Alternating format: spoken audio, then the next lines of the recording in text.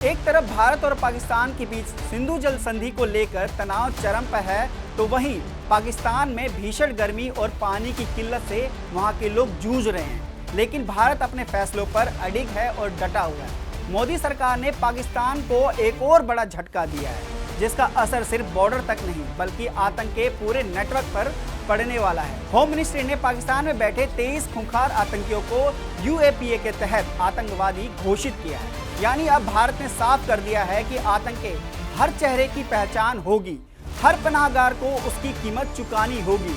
और ये कदम आतंक के खिलाफ जीरो टॉलरेंस सिर्फ नारा नहीं बल्कि नए भारत की नीति है। होम मिनिस्ट्री की तरफ से जारी नए नोटिफिकेशन में जैश ए मोहम्मद, लश्कर ए तैयबा और अन्य प्रतिबंधित आतंकी संगठनों से जुड़े 23 आतंकियों के नाम शामिल किए गए हैं। इसके साथ ही यूएपीए के तहत आतंकवादियों की संख्या बढ़कर अब टोटल 80 हो गई है। आपको बता दें कि इस सूची में सिर्फ आतंकियों के नाम नहीं बल्कि वे चेहरे हैं जो सीमा पार बैठकर भारत के खिलाफ साजिश रचते हैं, आतंकियों की भर्ती करते हैं, फंडिंग का इंतजाम करते हैं और हमलों की रणनीति तैयार करते हैं। इस लिस्ट में सबसे चर्चित नामों में लश्कर ए तैयबा सरगना हाफिज सईद का बेहद करीबी अब्दुल रऊफ उर्फ हाफिज अब्दुल रऊफ शामिल है, जो टेरर फंडिंग से लेकर आतंकी हमलों की प्लानिंग और आतंकियों के बीच समन्वय की अहम कड़ी है और सीधे हाफिज सईद के निर्देशों पर भारत में हमले करता है। यानी भारत अब सिर्फ आतंकियों की नहीं बल्कि उनके पूरे इकोसिस्टम को निशाने पर ले रहा है। गौर करने वाली बात यह है कि यह सूची ऐसे समय में जारी हुई है जब देश में अमरनाथ यात्रा शुरू हो चुकी है। सुरक्षा एजेंसियां पहले से ही हाई अलर्ट पर हैं। ऐसे में सरकार का संदेश बिल्कुल साफ है। आतंक के हर नेटवर्क,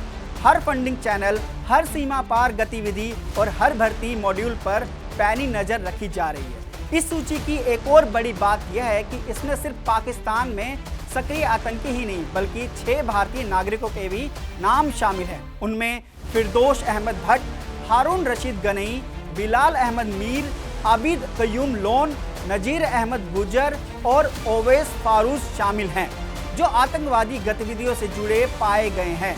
यानी सरकार ने साफ कर दिया है कि आतंक का चेहरा चाहे सीमा पार हो या देश के भीतर, उसका एक्शन सेम रहेगा।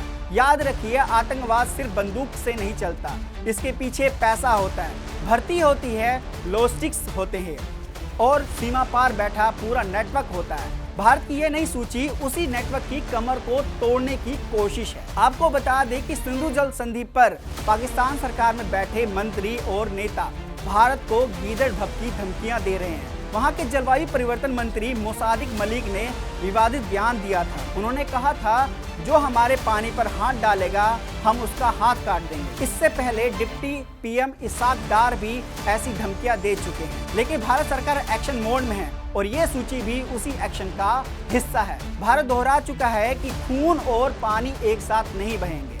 मोदी सरकार का संदेश बिल्कुल स्पष्ट है। भारत अब सिर्फ हमलों का जवाब नहीं देगा बल्कि आतंक की पूरी सप्लाई चेन को खत्म करने की रणनीति पर काम करेगा। सीमा के उस पार बैठे आतंक के सरगनाओं के लिए यह सिर्फ एक सूची नहीं बल्कि आने वाले वक्त की चेतावनी है। भारत की नजर अब हर आतंकी, हर फंडर और हर मददगार पर है, जो जीरो टॉलरेंस की नीति अब पहले से कहीं ज्यादा आक्रामक दिखाई दे रही है। आप इस मुद्दे पर क्या सोचते हैं? अपनी राय कमेंट के जरिए